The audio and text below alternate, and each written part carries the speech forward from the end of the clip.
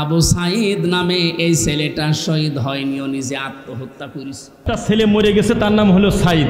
ওই ছেলেকে শহীদ বলতে আমার একটু আপত্তি আছে, আপনার যা থাকে থাকুক। ওই ছেলেটা যে খালি হাতে একটা ছোট লাঠি হাতে করে দিয়ে পুলিশকে বারবার বলতে মার মার গুলি মার গুলি, এইটা আমরা শরীয়তে কোথাও পাই না। কেউ তোমার কাছাকাছি নাই, সবাই দৌড়াচ্ছে, গুলির শব্দে খালি দৌড়ায় দৌড়ায়, যে যার মতো দোয়া ইনুস পড়তেছে, মুনাফিকের দল দৌড়ায়, আর তুমি একা এমন ইমানদার যে দৌড়ে গিয়ে বলো যে মার, আরে মারিস না কেন, মার মার মার। এইটা কোন ইমানদারের কাজ? এটা কোরআন হাদিস পড়ে আমরা পাই। আহলে হাদিসের নাম নিয়ে অনেক মানুষ আজ মানুষকে ধোঁকা দিচ্ছেন। আহলে হাদিস এ শব্দটা খারাপ না, কিন্তু শব্দটা নিয়ে আজ ধোঁকা দিয়ে বোকা বানিয়ে অনেকে এখনো পর্যন্ত জালেমদের পা চাটতেছে। কালকের বক্তব্য ছিল একজনের রফিক নামে, আমি নাম নিয়েছি এই কারণে চেনার জন্য। এই লোকটা জানাচ্ছে এখন জনগণকে আবু সাঈদ নামে এই ছেলেটা শহীদ হয়নি, ও নিজে আত্মহত্যা করেছে। বিশ্বনবী কোরআন হাদিসের ভেতরে তিনি স্পষ্টভাবে জানিয়েছেন, কেউ যদি দেওয়াল চাপা পড়ে মারা যায় সে শহীদের মর্যাদা পায়, পানিতে ডুবে মারা যায় শহীদের মর্যাদা পায়। এ কথা কি নতুন শুনছেন? বলেন। আগুনে পড়ে যদি কেউ মারা যায় সে যদি শহীদের মর্যাদা পায়, অ্যাক্সিডেন্ট করে মরলে যদি শাহাদাতের মর্যাদা পায়, এই পৃথিবীর ময়দানে জালেমদের জুলুমের সামনে মোকাবেলা করতে গিয়ে নিজের জীবনটা যে দিয়ে দিল, তাকে আপনি শহীদ বলতে আপনার অসুবিধা লাগে কোন জায়গায় বলেন তো দেখি? এবার আমার দুইটা নোটিশ বলছে, যেহেতু এই শব্দটা শুনি আজকে আজ 2 দিন ধরে অনেক জালেমের দোসর যারা, তারা এখনো পর্যন্ত অপপ্রচার চালাচ্ছে এদের বিরুদ্ধে, এই জন্য 2টা নোটিশ বলছি। সূরা বাকারার 154 নম্বর আয়াত, 2 নম্বর পারা, 2 নম্বর পৃষ্ঠা, 12 নম্বর 13 নম্বর লাইনে আছে, ভালো করে মিলাবেন। আল্লাহ পাক বলেন, ওয়ালা তাকুলু লিমান ইয়াকতালু ফি সাবিলিল্লাহি আমওয়াত বাল আহইয়াউ ওয়ালাকিন লা তাশউরুন। আপনি হয়তো এভাবে এতদিন চিন্তা করেননি, যেভাবে আমি বলছি মিলিয়ে দেখেন। আল্লাহ বলেন, ওয়ালা তাকুলু, হে পৃথিবীর লোকেরা, কেউ এ কথা মুখ দিয়ে বলবা না। কথা বলে মানুষ কি দিয়ে? বলে না কেন? এজন্য মুখের ওপর আল্লাহ নোটিশ দিয়েছেন, কেউ এ কথা বলবা না। 1জন 2জন না, কেউ বলবা না, বহু বচন। লিমান ইয়াকতালু ফি সাবিলিল্লাহি আমওয়াত, আমি আল্লাহর জন্য, মানবতার জন্য যারা জীবন দিয়ে গেল, এ মানুষ মরে গেছে, এ কথা বলবা না। বাল আহয়াউন, বরং তারা জীবিত। ওয়ালাকিন লা তাশউরুন, কিন্তু তোমরা টের পাও না। এটা তো মুখের ওপর আল্লাহ দিলেন, মানুষ মুখের পরে অন্তরেও ধারণা করতে পারে। ধারণা করা কি দিয়ে? অন্তর দিয়ে মানুষ যেন ধারণাও না করে যে তারা শহীদ হয়নি, তারা এমনি মারা গেছে, কথা যেন ধারণাও না করে। সূরা আলে ইমরান 4 নম্বর পারার 11 নম্বর পৃষ্ঠার 9 নম্বর লাইনের 159 নম্বর আয়াতে 69 নম্বর আয়াতে জানিয়েছেন, ওয়ালা তাহসাবান্নাল্লাযীনা কুতিলু ফি সাবিলিল্লাহি আমওয়াতা বাল আহয়াউন ইনদা রাব্বিহিম ইরযাকুন। খুব খেয়াল করেন, অন্তর দিয়েও কেউ যেন ধারণা না করে যে ওরা মারা গেছে। আল্লাহ পাক বলেন, ধারণাও কোনোদিন করবি না যে ও মরে গেছে না। কারণ জীবন জালেমের সামনে নিজের জীবন দিয়ে দেওয়া তো সহজ কথা না। ওরা কিন্তু জীবিত আছে, ওরা জিন্দা। ইনদা রাব্বিহিম ইরযাকুন, তারা তাদের রবের কাছেই রিজিক পাচ্ছে। সুতরাং আবু সাঈদ রংপুরের এই ছেলেটা জালেমের সামনে দাঁড়িয়ে জীবনটা দিয়ে শাহাদতের মরণ পেয়েছে। এটা কোনোদিন আপনি মুখ দিয়ে যেন না বলেন যে লোকটা মরে গেছে, ধারণাও না করেন যে ও মরে গেছে না, ও শহীদ হয়েছে। কি হয়েছে? স্বাধীনভাবে কথা বলতে পারতাম না। পাশের জেলায় বাড়ি আমার, নাটোর, কুষ্টিয়া। এখানে দাওয়াত খেতে এসেছিলাম বিয়ের, তারপর আমার ঢুকতে দেয়নি। কোথায় ছিলাম আপনি টের পেয়েছেন? স্বাধীনতা পরাধীনতা কি আমরা 17 বছর টের পেয়েছি। স্বাধীনভাবে চলাফেরা করার, বাক স্বাধীনতা ফিরিয়ে দেওয়ার জন্য যে মানুষগুলো জীবন দিয়েছে, মাস্ট বি 100 ভাগ আমি বিশ্বাস করি ওরা সব শাহাদতের মর্যাদা পেয়েছে। এমনকি জালেমের জুলুমের শিকার হয়ে আয়না ঘরেও বহু মানুষ জীবন দিয়েছে, জেলখানার ভেতরে জীবন দিয়েছে। এমনকি কোরআনের পাখিকে অনেকে বলছে উনি স্বাভাবিকভাবে মারা গেছে, না আমি পাশের জেলে ছিলাম, উনি 1 নম্বরে আমি 4 নম্বরে। আল্লামার সাথে আমার একদিন দেখা হয়েছিল মাত্র 10 মিনিটের জন্যে। উনি এমনি মারা যায়নি, ওনাকে মেরে ফেলা হয়েছে। তার বাস্তব প্রমাণ ওনার মুখের হাসিটা। এখন ভিডিও বের হচ্ছে, জেলার আর সোফারের আত্মীয়রা তারা পরিচয় দিয়ে বলছে ওনাকে জোর করে সই করিয়ে বলেছে আপনি সই করেন, আপনাকে মুক্ত করে দেওয়া হবে নির্বাহী আদেশে। এই কথা বলে বের করে নিয়ে গেছে। উনি তো খুশি আনন্দ যে আমি পরিবারের কাছে ফিরে যাচ্ছি। কিন্তু শয়তান যারা আছে শয়তানি করে ষড়যন্ত্র করে, যাকে দায়িত্ব দিয়েছিল মোস্তফা জামান এ কোলাঙ্গার, এ যে কি জিনিস এখন আমরা টের পাচ্ছি। এ কার তৈরি করা এখন আপনি দেখতে পাচ্ছেন। আমার মনে হয় একে যদি আমার মতো এরকম 10 দিন রিমান্ডে রাখেন ও সব সত্য কথা বলে ফেলবে। আমার মুখ দিয়ে রিমান্ডে একটা কথা ওরা বের করতে পারেনি। শেষ পর্যন্ত মন মতো লিখে আমাকে বলছে সই করেন আপনারা ছেড়ে দেওয়া হবে। আমি তো রিমান্ডে বসতাম না যে 164 কি, মনে করলাম ছেড়ে যখন দেওয়া হবে দেই। এখন দেখি সব আমার বিপক্ষে লিখেছে। আমি নাকি দেশের বিরুদ্ধে কথা বলতাম। যতগুলো বক্তব্য দিয়েছি দেশের ভালোবাসার পক্ষে দিয়েছি, কারণ দেশকে ভালোবাসা এটাও ইমানের অঙ্গ।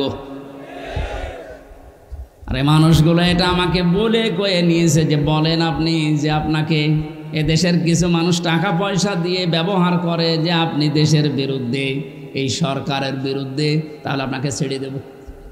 শেষ পর্যন্ত বলতে রাজি যখন হলাম না, 11 ঘন্টা আমার টাঙিয়ে রেখেছিল কালো কাপড় দিয়ে চোখ বেঁধে। নিজেরা বলা করতো হুজুর আপনি নির্দোষ আমরা জানি, কিন্তু আপনাকে কথা বলা লাগবে। পেছনে হাত হ্যান্ডকাপ দিয়ে বেঁধে কালো কাপড় দিয়ে চোখ বেঁধে 11 ঘন্টা এক জায়গায় আমার নামাজও পড়তে দেয়নি। 4 ওয়াক্ত জোহর আসর মাগরিব এসে আমি সব ইশারায় পড়িছি। এখন নামাজ পড়ছি কোন সময় আমি তাও জানি না, কারণ মাটির নিচে তো। সর্বশেষ যখন বললাম না এত বড় মিথ্যা কথা আমি বলতে পারবো না, আকিস গ্রুপে আমি চাকরি করতাম, ওনাদের বিরুদ্ধে হাজার হাজার কথা লিখতে বলেছেন, একটাও পারবো না, কারণ ওনারা এরকম না। শেষে আমার বলছে যদি আপনি আজকে সন্ধ্যার ভেতরে এগুলো স্বীকার না করেন, না বলেন, তাহলে আপনার বউ তুলে নিয়ে আনবো। কি চরিত্র দেখিছেন? আর এখন অনেক সুর তুলছে অনেকে যে এদের মাফ করে দাও। এই জালেমদের মাফ করা মানে মাজলুমের উপরে অবিচার করা।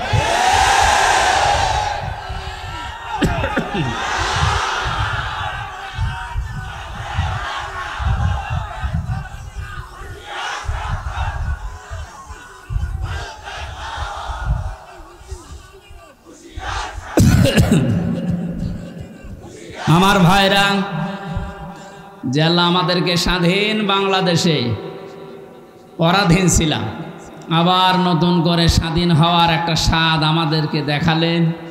সবচাইতে বড় স্বাদ পাবো যদি আল্লাহর কোরআন দিয়ে জমিনটা চলে। এইটা দেখতে মন খুব চাই।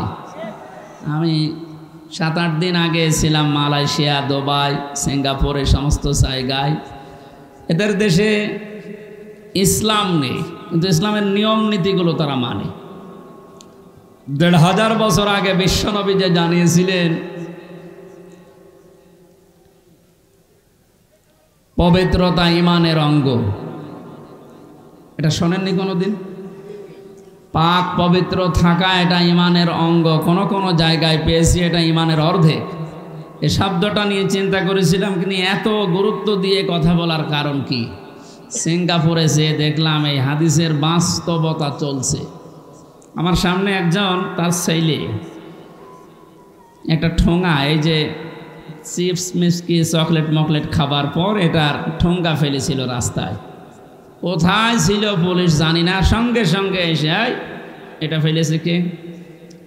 বলছে আমার ছেলে বোঝে না, এই জন্য। না, রাস্তাঘাটে কিছু ফেলা যাবে না, যখন ফেলেছে জরিমানা দেওয়া লাগবে। ধরে নিয়ে গেল থানায়।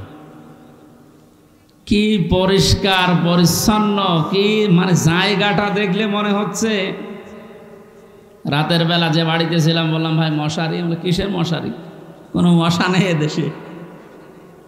কত বড় পরিষ্কার থাকলে একটা মশা চোখে দেখা যায় না বলেন তো? এই জন্য বলছি ওদের দেশে ইসলাম ওরা মানে না, কিন্তু ইসলামের নিয়ম নীতিগুলো দেখলাম ফলো করছে। বিশ্বাস করে না ইসলাম যে শান্তির ধর্ম, এটা বিশ্বাস করে না।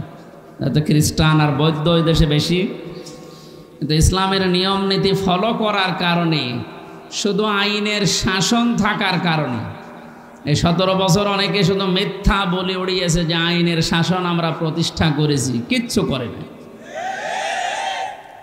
এই শব্দটা উল্টিয়ে বলা যায় যে বেআইনের শাসন প্রতিষ্ঠা করেছিল। গতকালকে সাবেক অবৈধ আইন মন্ত্রী, অবৈধই বলা যাবে কারণ সরকারও অবৈধ, মন্ত্রীগুলো অবৈধ। ওনারে যখন ডিম উপর দিয়ে মারে, নিচ দিয়ে মারে, বিভিন্ন জায়গায় যখন ডিম দিচ্ছিল, এ থেরাপির কারণে শেষ পর্যন্ত বলেই ফেলেছে একটা দোষও আমার না, সব আমারে উপর থেকে নির্দেশ দিয়েছে হাসিনা। এই কথাটা বলার পরে দেখলাম লোকটা হাসতেছে। আমার মনে হয় ওর তার আমার এই যে এক মামা এসেছে আজকে সাথে কুষ্টিয়া থেকে, অনেক মামা, ওর একটা হালকা তার কাটা আছে। আমার মনে হয় এই ব্যাটারও তার এরকম কেটে গিয়েছে।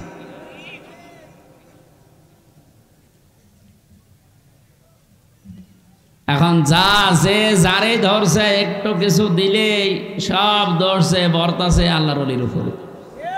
আর যেটাকে দরবেশ মনে করতাম, এ দরবেশ যে এত খারাপ, দাড়ি কেটে নম হয়ে গেছে।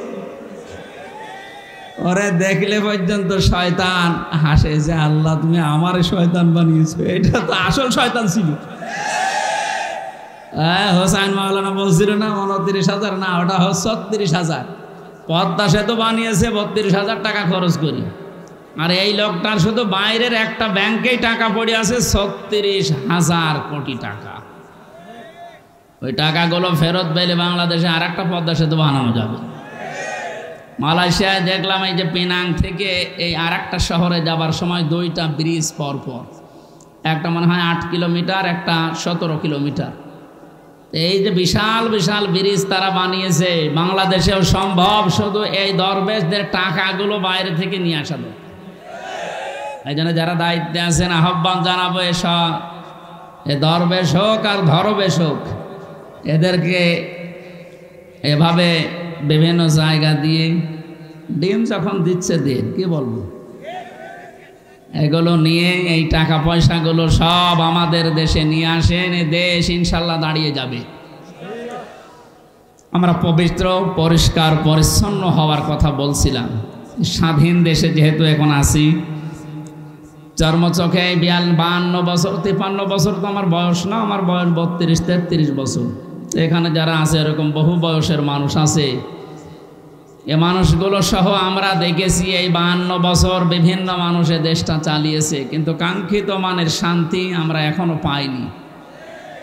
এখন শুধু বাকি আছে যে কোরআন দিয়ে চললে কেমন দেখা যায়, এটা দেখতে বাকি আছে। এটা আমরা দেখতে চাই কি না? এটা তো এমনি এমনি হবে? কথা শেষ করি ভাই। এমনি এমনি শুধু দোয়া করে হবে? কাজ করা লাগবে না? সুতরাং কোরআন দিয়ে চালাবে যারা, এরকম মানুষগুলোকে আজ আমরা ওখানে পাঠাতে চাই আর দেখতে চাই চর্মচোখে। আল্লাহ আমাদেরকে তুমি একটু দেখার তৌফিক দাও যে জমিনটা কোরআন দিয়ে চলছে।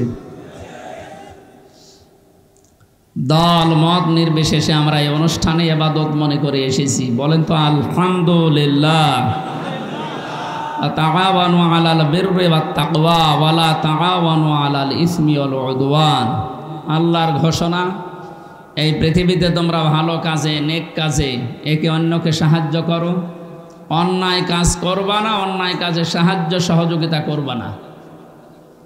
আজ আমরা আহ্বান জানাচ্ছি, রাষ্ট্র যেহেতু সংস্কার আরম্ভ হয়ে গেছে বা চলছে, আমরা সব জায়গায় ইসলাম দিয়ে সংস্কার করতে চাই। নবীর উপরে দরুদ আর সালাম পাঠ করার মাধ্যমে তেলাওয়াতকৃত আয়াত থেকে যেটা লিখে দিয়েছেন এর উপরে ভিত্তি করে আমরা তাফসিরুল কোরআন মাহফিলে তাফসির আকারে কথা বলতে চাই ইনশাআল্লাহ।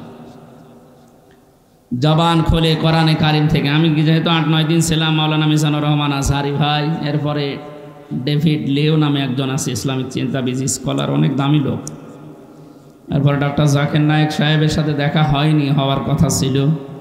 এ মানুষগুলোর কাছে মিশে আমি যেই কয়েকদিন ছিলাম, আমি সবচাইতে বড় বিষয় পেয়েছি, ওনারা আলেমদের কিছু দায়িত্ব কর্তব্য, যেহেতু ওনারাও মজলুম মানুষ, আসবে, দেশে ফিরে আসবে। মিজান ভাই জানিয়েছে আমি কিছুদিনের ভেতরে এই দেশে যাব। আমি বলেছিলাম ভাই দেশে আসার পরে কুষ্টিয়া, আমার জন্মভূমি কুষ্টিয়াতে কোরআনের কথাগুলো চলে না, কারণ যে দুইজন শয়তান এই বাংলাদেশে আল্লাহ পাঠিয়েছে ওই জেলায়, আমার জন্মভূমি, তারপরও আমারে বলতো না। এই যে খুলনা বিভাগের 10-11টা জেলা, একটাতেও আমারে কথা বলতে দিত না। যাওয়ার আগে 144 ধারা জারি হয়ে যেত। এখন যেহেতু সুযোগ এসেছে, ওনাকে বললাম আমার কুষ্টিয়া দিয়ে আপনি কোরআনের কথাগুলো আরম্ভ করবেন। উনি সময় দিতে চেয়েছি, দেখি দেশে আসুক ইনশাআল্লাহ। বাংলাদেশের প্রত্যেকটি জায়গা তখন আর জামাতের প্রোডাক্ট কেউ বলতে পারবে না, যারা বলতো তারা এখন খবরে। আল্লাহ রাব্বুল আলামিন তার কোরআনে কারিমকে যেন উন্মুক্ত করে দেন দেশের জন্য এবং প্রতিষ্ঠা করে দেন, বলেন আমিন। সূরা আরাফ কোন সূরা বলেন তো? 157 নম্বর, একটা মাত্র আয়াতের 4 ভাগের 1 ভাগ আমরা পড়েছি। বিশ্বনবীর হাদিস লক্ষ লক্ষ, সেখান থেকে একটা হাদিস নবীজির জামাই হযরতে আলীর বর্ণনা করা, যোগের সাথে মিলিয়ে আমরা তেলাওয়াত করলাম। এই দুইটাকে সামনে রেখে কোরআন যেভাবে তাফসির করা লাগে হক আদায় করে চেষ্টা চালাচ্ছি ইনশাআল্লাহ। এটা যেহেতু মমতাজের কনসার্ট না, আর সে মহিলার এখন আর কনসার্ট করা সম্ভব না, কারণ তারও দোলাদুলি এখন আর কেউ দেখতে চায় না, ফেটেও আর কারো যাচ্ছে না। ফেটে যাচ্ছে না, এখন সারা বাংলাদেশে শুধু আল্লাহর কথা হবে।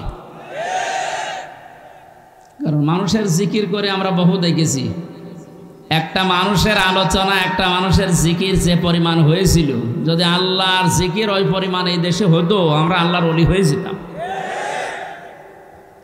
আল্লাহরও মনে হয় সহ্যের বাইরে চলে গেছে, না তো এত অপমান তো আমি ফেরাউনকেও হতে দেখিনি। আমি তার জীবনী পড়েছি, তাহলে এত অপমান হয়নি। আল্লাহ রাব্বুল আলামিন কোরআনে কারিম কিভাবে মানুষের সামনে উপস্থাপন করা লাগে এটা আমাদের শিখিয়েছেন 1500 বছর আগে। আমরা আল্লাহর ওই ধরনটাই সামনে নিয়ে আসি, নাকি আমার মন মতো বলবো না। আল্লাহ পাক বলেন, কিতাবুন উনজিলা ইলাইকা ফালা ইয়াকুন ফি সাদরিকা হারাজুম মিনহু লিতুনযিরা বিহি ওয়া যিকরা লিল মুমিনিন। আল্লাহ বলেন এই একটা কিতাব, পৃথিবীতে একটাই মাত্র কিতাবের নাম আল্লাহ জানিয়েছেন, তার নাম কোরআন শরীফ। এই জন্য কবরে যাবার পর মানুষকে যখন জিজ্ঞাসা করা হবে মার রব্বুকা, তোমার রবকে, লোকটা যদি বলে রব্বি আল্লাহ, আমার রব আল্লাহ, সঙ্গে সঙ্গে ফেরেশতারা জিজ্ঞাসা করবে মা দিনুকা, তোমার জীবন ব্যবস্থা কি। লোকটা যদি বলে দীনুন আল ইসলাম, সঙ্গে সঙ্গে ফেরেশতা বলবে মান হাজার রজুল, এই লোকটা কে ছিল। লোকটা যদি বলেও ফেলে হাযা নাবিয়ুনা মুহাম্মাদুর রাসূলুল্লাহ সাল্লাল্লাহু আলাইহি সাল্লাম, সঙ্গে সঙ্গে ফেরেশতারা আর একটা বলবে এই কথাগুলো তুমি পেয়েছো কোথায়। কথা বুঝতেছেন? আপনি পৃথিবীর কোন বইয়ের নাম, কিতাবের নাম বললে ফেরেশতারা কিন্তু ওগুলো চিনবে না। আপনাকে সঙ্গে সঙ্গে জবাব দিতে হলে বলা লাগবে আমি কোরআনে পেয়েছি, কারণ ফেরেশতারা এই একটা কিতাব চেনে। আল্লাহ জানে কিতাবন দিয়েছেন। এই একটা কিতাব,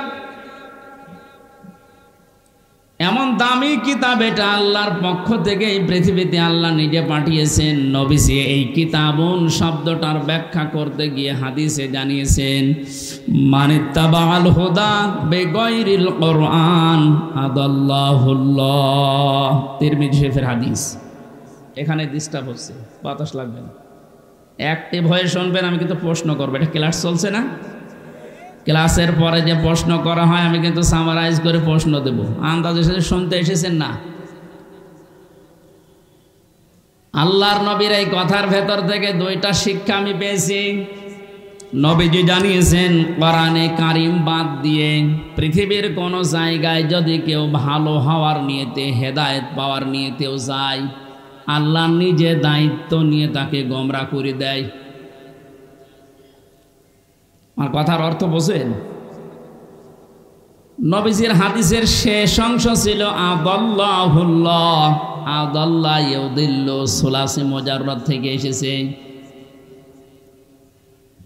শব্দটা যদি ভাবে ইফআল থেকে নবীজি বলতেন যে দল্লা আদাল্লাহ ইউদিল্লু, ভাবে ইফআল থেকে শব্দটা আসা, নবী দল্লা ইয়াদিল্লু বলতে পারতেন।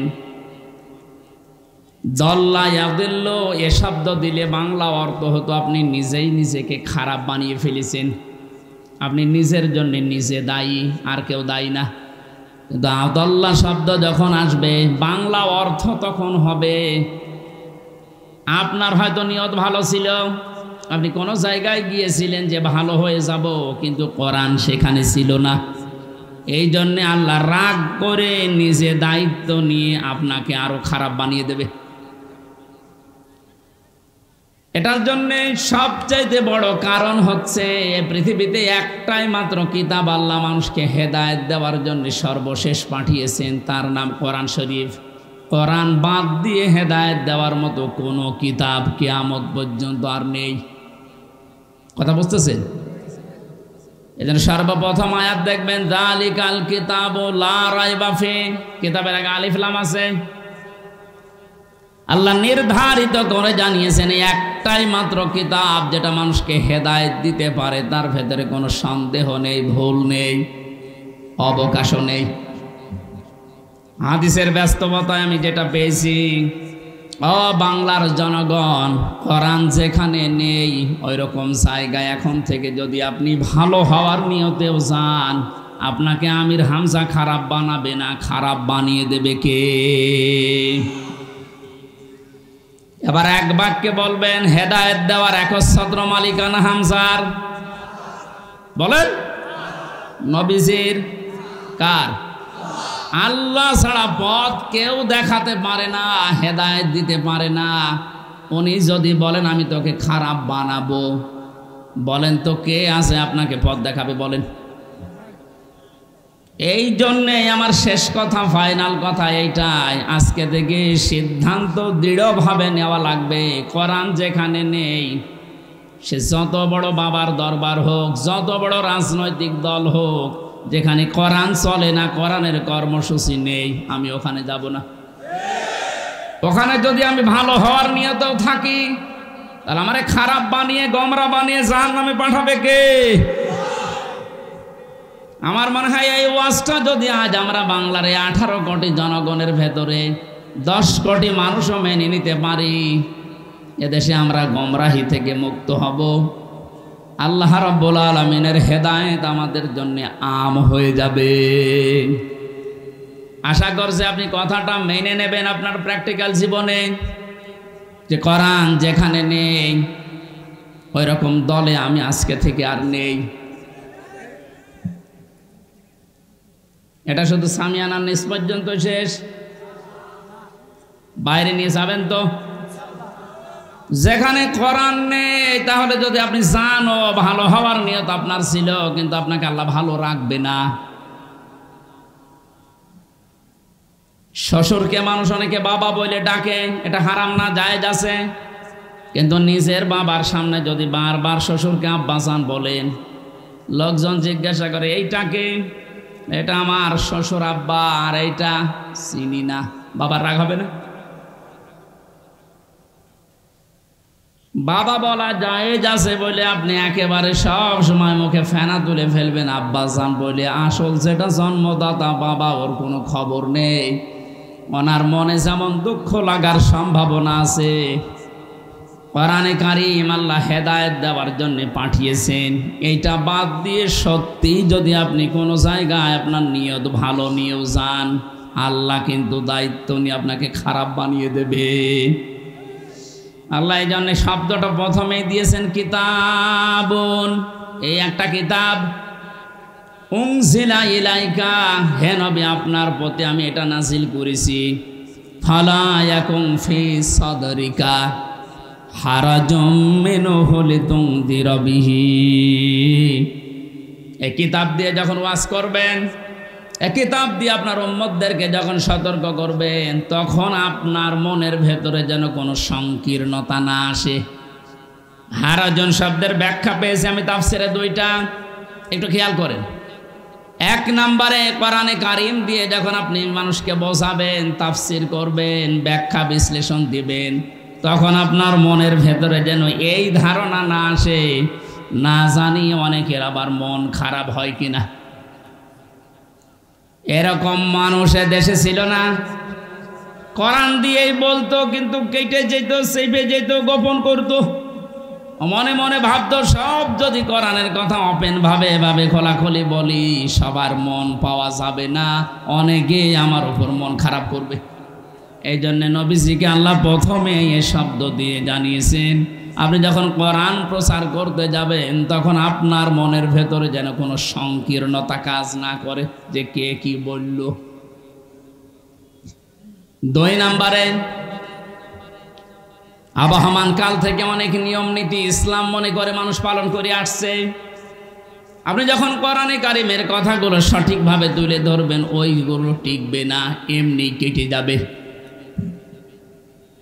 তখন হয়তো অনেকের মন খারাপ হবে, আপনি সবার মন তো পাবেন না। এই জন্য আপনাকে বলছি, কে কি মনে করবে বলবে, কারো দিকে তাকাবেন না। আপনার মনও যেন ছোট না হয়, সংকীর্ণ না হয়। সঠিক কথাগুলো তুলে ধরার দায়িত্ব আপনার, আর হেদায়েত দেওয়ার দায়িত্ব আমি আল্লাহর। যিকরা লিল মুমিনিন, কোরআন শরীফ আমি আল্লাহ দিয়েছি মুমিনদের জন্য, এটা উপদেশ। এই আয়াতটা সামনে রেখে করব ইনশাআল্লাহ। এবার বলি আমরা, আউযু বিল্লাহি মিনাশ শাইতানির রাজিম, বিসমিল্লাহির রহমানির রহিম। আল্লাযীনা ইয়াত্তাবিউনার রাসূলান নাবিয়্যাল উম্মিয়্যাল্লাযী ইয়াজিদুনাহু মাকতুবা। সাদাকাল্লাহুল আযীম। কোন সূরা বলেন তো? আরাফ। আরাফ মানে, আরাফ মানে প্রাচীর। আরাফ মানে কি? বিভিন্ন অর্থ আছে। আরাফের অন্যতম অর্থ হচ্ছে আরাফ মানে প্রাচীর। কিয়ামতের দিন আল্লাহ জান্নাত জাহান্নামের মাঝে একটা প্রাচীর দাঁড় করাবেন। কিছু মানুষকে আল্লাহ ওই জায়গায় বসাবেন, জান্নাতেও দেবে না, জাহান্নামেও দেবে না, ওখানে স্টিল তারা বসে থাকবে, দাঁড়িয়ে থাকবে। এই খেয়াল করেন, এদিকে এত নড়াচড়া কি, সমস্যা কি? এদিকে আসার দরকার নেই। দেখেন তো উনি কি বলে, দেখেন না, উনি তো বলো আগে হয়েছে, ঠিক আছে যা।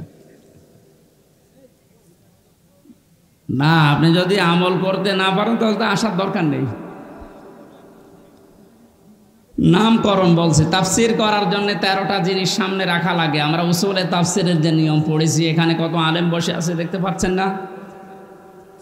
নাকি ফাটা যায় একজনকে লাগিয়ে দেব? ছাতা করলে কি এবাদত থাকবে? এটা কষ্ট হচ্ছে গরমে আমাদের, তারপরও যেহেতু এটা এবাদত, এই কারণে আমরা বসে আছি কিছু নেওয়ার জন্য, নাকি? আরাফ কি নাম বললাম? এটা একটা প্রাচীর, জান্নাত জাহান্নামের মাঝে আল্লাহ রাখবেন। নামকরণের ভেতরে আমি তাফসিরে তাবারি থেকে বলছি এটা। নবীজি বলেন, সাহাবীরা, এখানে আল্লাহ যাদেরকে বসাবেন এদেরকে জান্নাতেও দেবে না, জাহান্নামেও দেবে না, একেবারে স্টিল। প্রশ্ন করলেন সাহাবী, হে নবী, এদেরকে আল্লাহ জান্নাতে দিচ্ছে না, কারণ কি? বিশ্বনবী জানিয়েছেন, এই মানুষগুলোকে আল্লাহ জান্নাতে দেবে না, তার অন্যতম কারণ এরা মা বাবার সাথে খারাপ আচরণ করত। এরা নামাজ পড়েছে, রোজা রেখেছে, ভালো ভালো কাজের আঞ্জাম দুনিয়ায় দিয়েছে, দান সাদগা এদের সব ছিল, শুধু একটা বিষয়, পারিবারিক জীবনে মা বাবার সাথে এদের ভালো ব্যবহার ছিল না। এজন্য কোরআনে কারিমে আল্লাহ জানিয়েছেন, ক্বাদা রাব্বুকা আল্লা তা'বুদু ইল্লা ইয়্যাহু ওয়া বিল ওয়ালিদাইনি ইহসানা। আমি আল্লাহ রায় দিয়েছি। রায় দিচ্ছেন কে?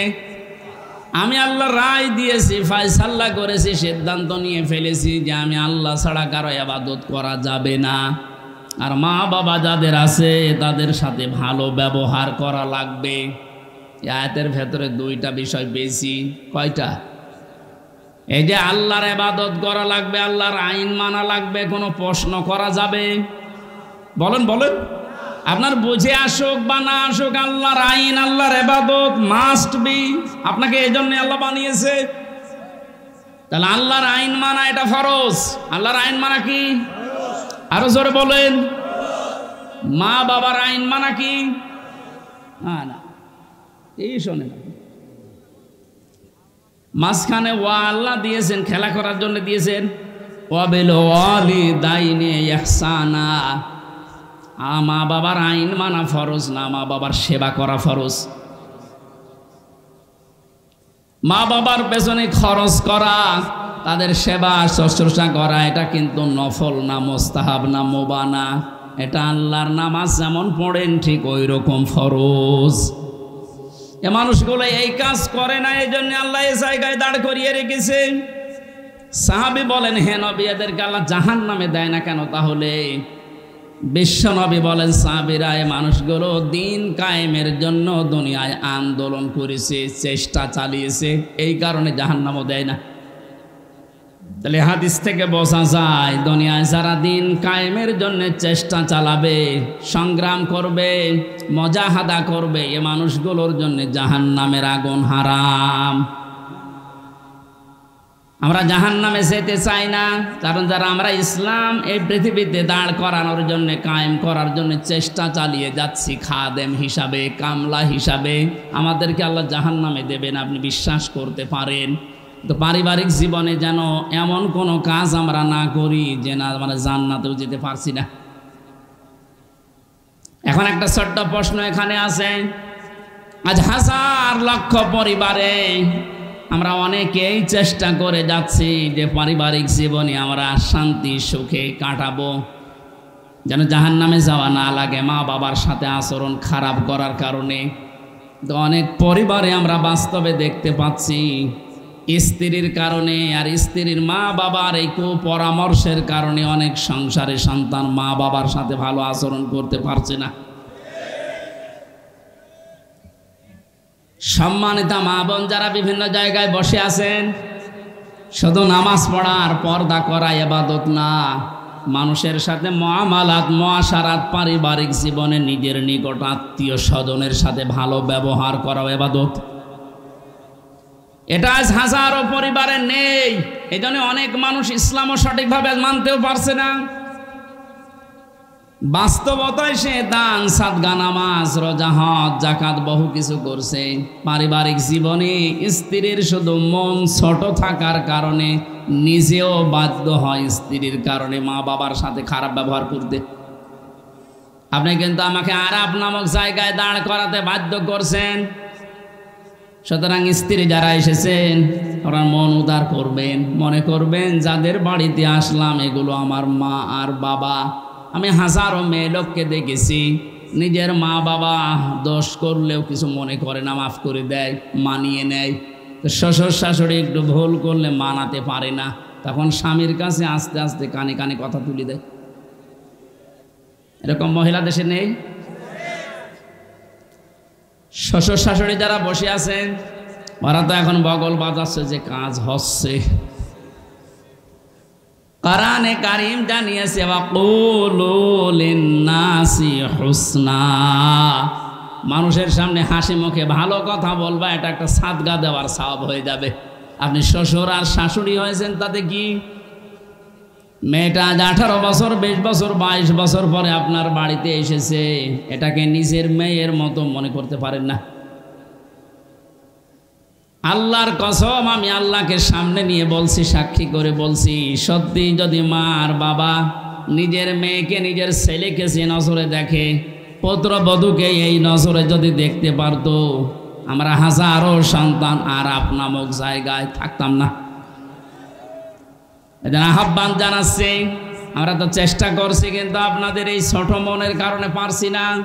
আপনার মনটা উদার করেন, কি করবেন আপনি দুনিয়ার এই সয় সম্পদ দিয়ে যদি জাহান্নামে যাওয়া লাগে? আল্লাহ আমাদেরকে আরাফ নামক এই জায়গায় যেন দাঁড় করিয়ে ভাগ্য হত না করেন।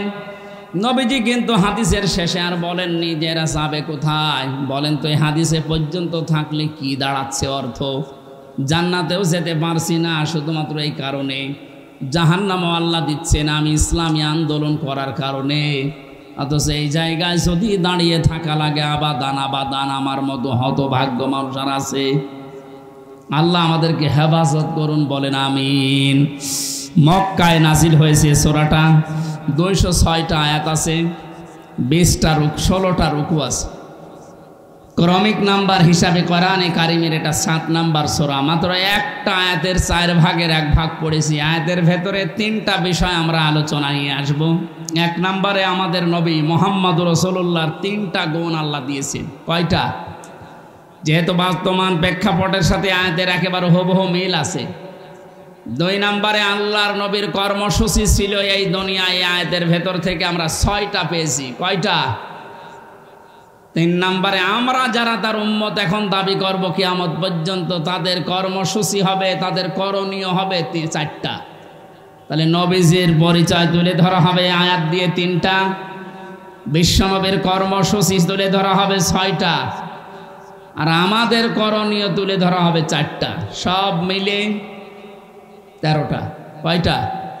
এই 13টা বিষয় আজকের আলোচনায় আছে। আমরা একটা একটা করে তাফসীর আকারে শুনছি। আপনারা আছেন তো? আল্লাহ পাক বলেন আল্লাযীনা ইয়াত্তাবিউনার রাসূলান নাবিয়্যাল উম্মিয়্যা, তোমরা অনুসরণ করো, ইত্তেবা করো, দেখে দেখে চলো। এই যে তাবউন শব্দটা আছে, আমি 12 সালে যখন আলোচনা আরম্ভ করেছিলাম বিশ্ববিদ্যালয়ের 2nd ইয়ারে থাকতে, ওই সময়ে তাবউনের ব্যাখ্যা বলেছিলাম। অনেকে ইন্টারনেটে এটা দেখেছেন, মনে আছে আপনাদের? তাবউন মানে কি? তাবউন মানে দেখে দেখে চলা। আপনার সামনে একটা মানুষ হেঁটে যাচ্ছে, কিভাবে কিভাবে পা লাগায়, কোথায় হাত নাড়ায়, মাজা দোলায়, কিভাবে তাকায়, একেবারে ওইভাবে হুবহু ওই জায়গায় পা ফেলে হাত নাড়িয়ে মাজা দলিয়ে চলার নাম তাবউন।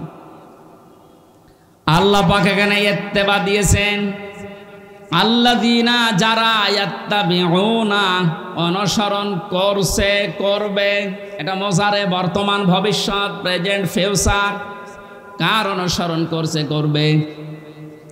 রাসূলান নাবিয়্যাল উম্মিয়্যা, বিশ্বনবীর পরিচয় আল্লাহ এখানে দিয়েছেন 3টা। 1 নম্বরে রসুল ছিলেন তিনি, 2 নম্বরে তিনি ছিলেন নবী, 3 নম্বরে তিনি ছিলেন উম্মি। এবার আসেন তো, রসুল কাকে বলে, নবী কাকে বলে, উম্মি কাকে বলে? এ পৃথিবীতে বহু নবী এবং রসুলের কথা আমরা শুনেছি। 1,24,000 নবী রসুলের কথা আমরা জানি। পৃথিবীতে আল্লাহ মানুষকে হেদায়েত দেওয়ার জন্যে, পথ প্রদর্শন করার জন্য পাঠিয়েছেন।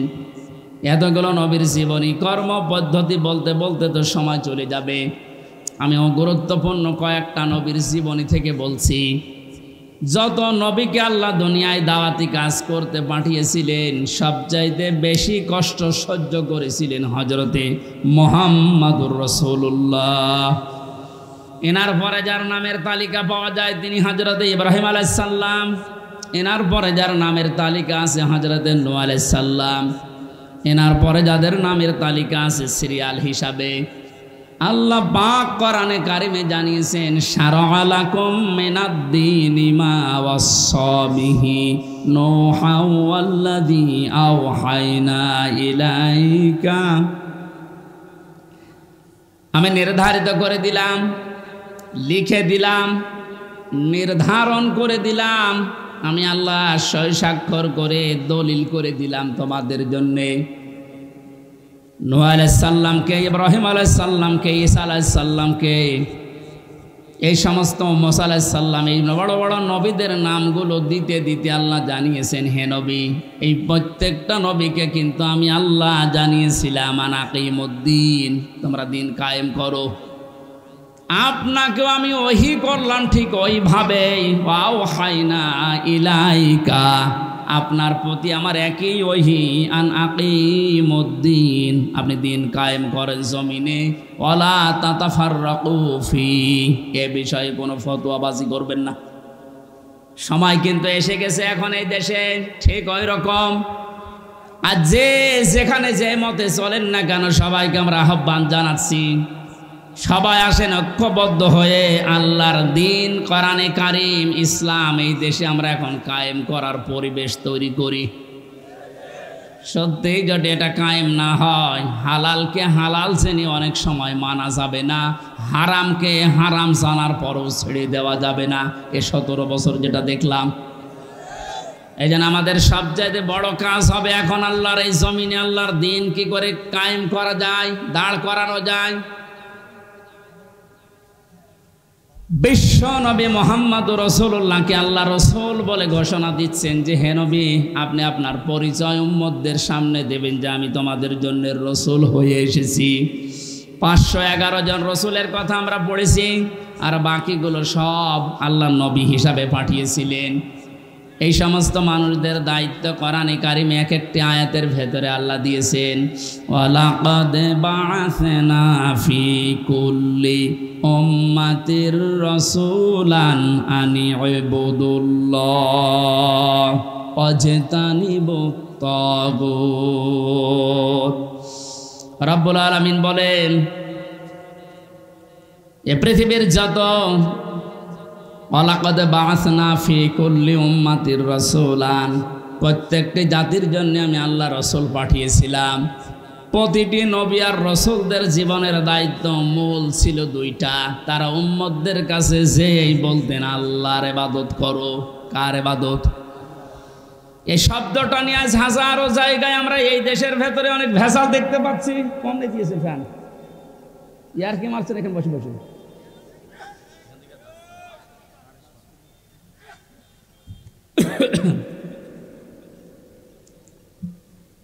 এই যে ইবাদত, এই শব্দটা ব্যাপক অর্থবোধক একটা শব্দ। এটা নিয়ে আজ হাজারো ঝামেলা ভেজাল তৈরি করে শব্দটাকে আজ কলঙ্কিত করে ফেলেছে অনেকে। এই জন্য সতর্ক হওয়ার সময়, সংস্কারের সময় যখন চলছে, আমরা এখন সতর্ক এবং সংস্কার এই মন নিয়ে আমরা ইবাদত করব। আমার ইবাদতের ভেতরে যেন কোনো ভেজাল না আসে।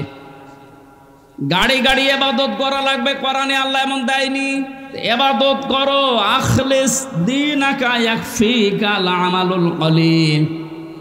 তোমার ঈমানটা যদি খাঁটি হয়, কাজকর্ম আমল যদি কম হয়, আমার আল্লাহ মাফ করে দেবে।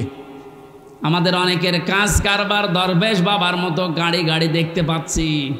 ওর একটা বক্তব্য শুনেছিলাম কয়েকদিন আগে, ও বলেছে কোরআনেও সমস্যা আছে। এই নামটা নিয়ে, আহলে হাদিসের নাম নিয়ে অনেক মানুষ আজ মানুষকে ধোঁকা দিচ্ছেন। আহলে হাদিস এই শব্দটা খারাপ না, কিন্তু শব্দটা নিয়ে আজ ধোঁকা দিয়ে বোকা বানিয়ে অনেকে এখনো পর্যন্ত জালেমদের পা চাটতেছে। কালকের বক্তব্য ছিল একজনের রফিক নামে, আমি নাম নিয়েছি এই কারণে চেনার জন্য। এই লোকটা জানাচ্ছে এখন জনগণকে, আবু সাঈদ নামে এই ছেলেটা শহীদ হয়নি, ও নিজে আত্মহত্যা করেছে।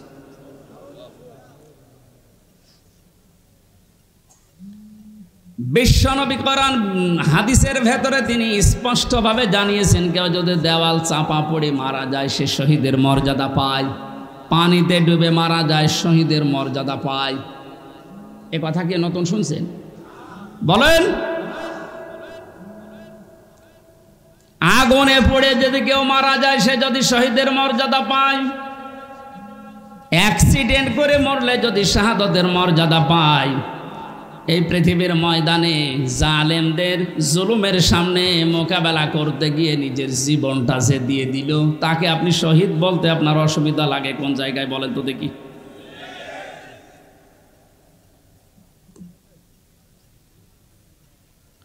এবার আমার দুইটা নোটিশ বলছে, যেহেতু এই শব্দটা শুনি আজ 2 দিন ধরে অনেক জালেমের দোসর যারা তারা এখনো পর্যন্ত অপপ্রচার চালাচ্ছে এদের বিরুদ্ধে, এই জন্য 2টা নোটিশ বলছি। সূরা বাকারার 154 নম্বর আয়াত, 2 নম্বর পারা, 2 নম্বর পৃষ্ঠা, 12 নম্বর 13 নম্বর লাইনে আছে, ভালো করে মিলাবেন। আল্লাহ পাক বলেন, ওয়ালা তাকুলু লিমান ইয়াকতালু ফি সাবিলিল্লাহি আমওয়াত বাল আহইয়াউ ওয়ালাকিন লা তাশউরুন। আপনি হয়তো এভাবে এতদিন চিন্তা করেননি, যেভাবে আমি বলছি মিলিয়ে দেখেন। আল্লাহ বলেন, ওয়ালা তাকুলু, হে পৃথিবীর লোকেরা, কেউ এ কথা মুখ দিয়ে বলবা না। কথা বলে মানুষ কি দিয়ে? বলে না কেন? এই জন্য মুখের ওপর আল্লাহ নোটিশ দিয়েছেন, কেউ এ কথা বলবা না। 1 জন 2 জন না, কেউ বলবা না, বহু বচন। লিমান ইয়াকতালু ফি সাবিলিল্লাহি আমওয়াত, আমি আল্লাহর জন্য, মানবতার জন্য যারা জীবন দিয়ে গেল, এ মানুষ মরে গেছে, এ কথা বলবা না। বাল আহয়াউন, বরং তারা জীবিত। ওয়ালাকিন লা তাশউরুন, কিন্তু তোমরা টের পাও না। এটা তো মুখের ওপর আল্লাহ দিলেন, মানুষ মুখের পরে অন্তরেও ধারণা করতে পারে। ধারণা করা কি দিয়ে? অন্তর দিয়ে মানুষ যেন ধারণাও না করে যে তারা শহীদ হয়নি, তারা এমনি মারা গেছে, কথা যেন ধারণাও না করে।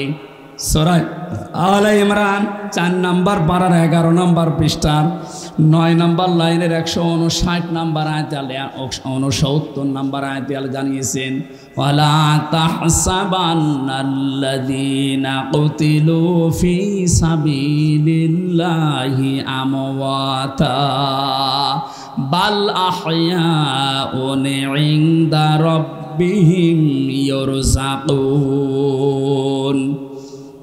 খুব খেয়াল করেন, অন্তর দিয়েও কেউ যেন ধারণা না করে যে ওরা মারা গেছে। আল্লাহ পাক বলেন, ধারণাও কোনোদিন করবি না যে ও মরে গেছে না। কারণ জীবন জালেমের সামনে নিজের জীবন দিয়ে দেওয়া তো সহজ কথা না। ওরা কিন্তু জীবিত আছে, ওরা জিন্দা। ইনদা রাব্বিহিম ইরযাকুন, তারা তাদের রবের কাছে রিজিক পাচ্ছে। সুতরাং আবু সাইদ রংপুরের এই ছেলেটা জালেমের সামনে দাঁড়িয়ে জীবনটা দিয়ে শাহাদতের মরণ পেয়েছে। এটা কোনোদিন আপনি মুখ দিয়ে যেন না বলেন যে লোকটা মরে গেছে, ধারণাও না করেন যে ও মরে গেছে না, ও শহীদ হয়েছে। কি হয়েছে? স্বাধীনভাবে কথা বলতে পারতাম না। পাশের জেলায় বাড়ি আমার, নাটোর, কুষ্টিয়া। এখানে দাওয়াত খেতে এসেছিলাম বিয়ের, তারপর আমার ঢুকতে দেয়নি। কোথায় ছিলাম আপনি টের পেয়েছেন? স্বাধীনতা পরাধীনতা কি আমরা 17 বছর টের পেয়েছি। স্বাধীনভাবে চলাফেরা করার, বাক স্বাধীনতা ফিরিয়ে দেওয়ার জন্য যে মানুষগুলো জীবন দিয়েছে, মাস্ট বি 100% আমি বিশ্বাস করি ওরা সব শাহাদতের মর্যাদা পেয়েছে। এমনকি জালেমের জুলুমের শিকার হয়ে আয়না ঘরেও বহু মানুষ জীবন দিয়েছে, জেলখানার ভেতরে জীবন দিয়েছে। এমনকি কোরআনের পাখিকে অনেকে বলছে উনি স্বাভাবিকভাবে মারা গেছে না, আমি পাশের জেলে ছিলাম, উনি 1 নম্বরে, আমি 4 নম্বরে। আল্লামার সাথে আমার একদিন দেখা হয়েছিল মাত্র 10 মিনিটের জন্যে। উনি এমনি মারা যায়নি, ওনাকে মেরে ফেলা হয়েছে। তার বাস্তব প্রমাণ ওনার মুখের হাসিটা। এখন ভিডিও বের হচ্ছে, জেলার আর সোফারের আত্মীয়রা তারা পরিচয় দিয়ে বলছে ওনাকে জোর করে সই করিয়ে বলেছে আপনি সই করেন, আপনাকে মুক্ত করে দেওয়া হবে নির্বাহী আদেশে। এই কথা বলে বের করে নিয়ে গেছে। উনি তো খুশি আনন্দ যে আমি পরিবারের কাছে ফিরে যাচ্ছি। কিন্তু শয়তান যারা আছে শয়তানি করে ষড়যন্ত্র করে যাকে দায়িত্ব দিয়েছিল মোস্তফা জামান এই কোলাঙ্গার, এ যে কি জিনিস এখন আমরা টের পাচ্ছি। এ কার তৈরি করা এখন আপনি দেখতে পাচ্ছেন। আমার মনে হয় একে যদি আমার মতো এরকম 10 দিন রিমান্ডে রাখেন ও সব সত্য কথা বলে ফেলবে। আমার মুখ দিয়ে রিমান্ডে একটা কথা ওরা বের করতে পারেনি, শেষ পর্যন্ত মন মতো লিখে আমাকে বলছে সই করেন আপনারা ছেড়ে দেওয়া হবে। আমি তো রিমান্ডে বসতাম না যে 164 কি, মনে করলাম ছেড়ে যখন দেওয়া হবে দেই। এখন দেখি সব আমার বিপক্ষে লিখেছে। আমি নাকি দেশের বিরুদ্ধে কথা বলতাম। যতগুলো বক্তব্য দিয়েছি দেশের ভালোবাসার পক্ষে দিয়েছি, কারণ দেশকে ভালোবাসা এটাও ইমানের অঙ্গ। আরে মানুষগুলো এটা আমাকে বলে কয়ে নিয়েছে যে বলেন আপনি যে আপনাকে এ দেশের কিছু মানুষ টাকা পয়সা দিয়ে ব্যবহার করে যে আপনি দেশের বিরুদ্ধে, এই সরকারের বিরুদ্ধে, তাহলে আপনাকে ছেড়ে দেব। শেষ পর্যন্ত বলতে রাজি যখন হলাম না, 11 ঘন্টা আমার টাঙিয়ে রেখেছিল কালো কাপড় দিয়ে চোখ বেঁধে। নিজেরা বলা করতো হুজুর আপনি নির্দোষ আমরা জানি, কিন্তু আপনাকে এই কথা বলা লাগবে। পেছনে হাত হ্যান্ডকাপ দিয়ে বেঁধে কালো কাপড় দিয়ে চোখ বেঁধে 11 ঘন্টা এক জায়গায় আমার নামাজও পড়তে দেয়নি। 4 ওয়াক্ত জোহর আসর মাগরিব এসে আমি সব ইশারায় পড়িছি। এখন নামাজ পড়ছি কোন সময় আমি তাও জানি না, কারণ মাটির নিচে তো। সর্বশেষ যখন বললাম না এত বড় মিথ্যা কথা আমি বলতে পারবো না। আকিস গ্রুপে আমি চাকরি করতাম, ওনাদের বিরুদ্ধে হাজার হাজার কথা লিখতে বলেছেন, একটাও পারবো না, কারণ ওনারা এরকম না। শেষে আমার বলছে যদি আপনি আজকে সন্ধ্যার ভেতরে এগুলো স্বীকার না করেন, না বলেন, তাহলে আপনার বউ তুলে নিয়ে আনবো। কি চরিত্র দেখিছেন। আর এখন অনেক সুর তুলছে অনেকে যে এদের মাফ করে দাও। এই জালেমদের মাফ করা মানে মাজলুমের উপরে অবিচার করা।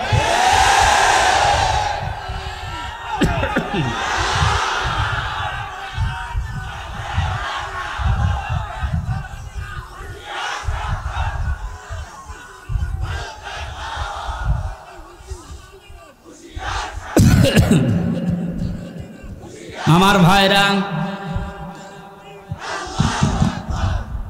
আপনি আমান আজমের জীবন ফিরিয়ে দিতে পারবেন? ব্যারিস্টার আরমানের স্ত্রীর কাছে আপনি কি জবাব দেবেন বলেন?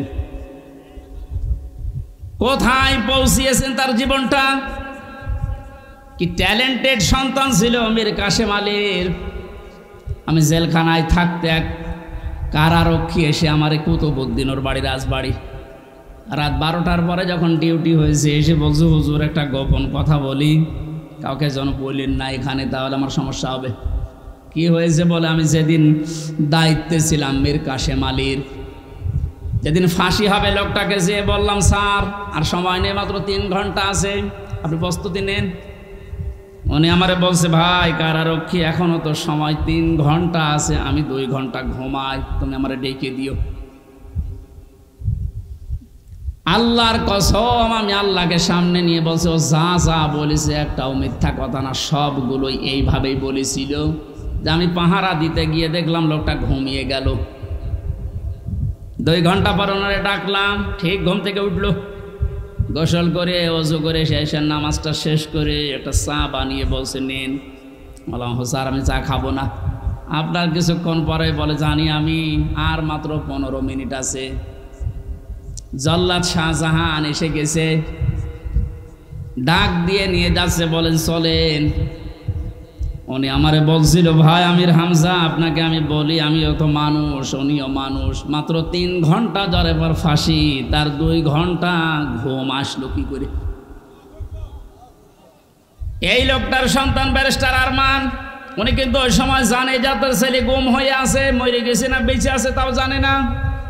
বাংলাদেশ না বিশ্বের ভেতরে যদি আমার মনে হয় 100 জন মানুষ থাকে যে মানুষকে কর্মসংস্থান তৈরি করে দেয়, তার ভেতরে মীর কাশেম আলী একজন। কত কিছু দুনিয়ায় তার ছড়িয়ে আছে, আপনি হিসাব করতে পারেন কি হামজার মতো সে? তার স্ত্রী সন্তান কোথায় আছে সে কিচ্ছু জানে না। এই কঠিন মুহূর্তে তার নিজের হাজারো যারা অনুসারী, তার সহকর্মী যারা, হাজার হাজার মানুষ পালিয়ে বেড়াচ্ছে, জেলখানায় আছে, আটক আছে, মরে গেছে, এসব কিছু তার কাছে সংবাদ আসতেছে। এমন কঠিন সময়ও লোকটা 2 ঘন্টা ঘুমিয়েছে। এমনি ঘুম আসবে না, অবশ্যই আমার আল্লাহ তাকে সূরা হামিম সেজদার 30 নম্বর আয়াত ফেরেশতা দিয়ে শুনিয়েছে। কোরআনে কারীম জানিয়েছে, ইন্নাল্লাযীনা ক্বালু রাব্বুনাল্লাহু সুম্মা ইসতাকামু তাতানাজ্জালু আলাইহিমুল মালাইকা লা তাখাফু ওয়া লা তাহজানু ওয়া আবশিরু বিল জান্নাতিল্লাতী কুনতুম তুআদুন। আল্লাহ পাক বলেন, যারা এই কথা বলে যে আল্লাহ তুমি আমাদের রব, আমি টিকে আছি এই কথার উপরে, আল্লাহর সঙ্গে সঙ্গে তার বিপদে আপদে পড়লেই ফেরেশতা নাজিল করবে। এই জন্য তাতানাজ্জালু দিয়েছেন আল্লাহ। 1 2 জন পাঠায় না, মালাইকা বহু বচন, হাজারো ফেরেশতা তার জন্য আল্লাহ পাঠিয়ে সান্ত্বনা দেয়। আল্লাহ তাখাফু ওয়া লা তাহজানু, কোনো ভয় নেই, কোনো চিন্তা নেই। আবশিরু বিল জান্নাহ, ওই জান্নাতের সুসংবাদ গ্রহণ করো। আল্লাতী কুনতুম তুআদুন, যার ওয়াদা আল্লাহ করেছে। আমার মনে হয় ঠিক মীর কাসেম আলী শহীদ উনি আল্লাহর ফেরেশতাদের দ্বারা শুনতে পেয়েছিলেন, সন্তান ব্যারিস্টার আরমারের জন্য চিন্তা নেই, হাজার হাজার সহকর্মীর জন্য চিন্তা নেই, ওগুলো আল্লাহ সব দেখবে, তুমি জান্নাতে প্রবেশ করো।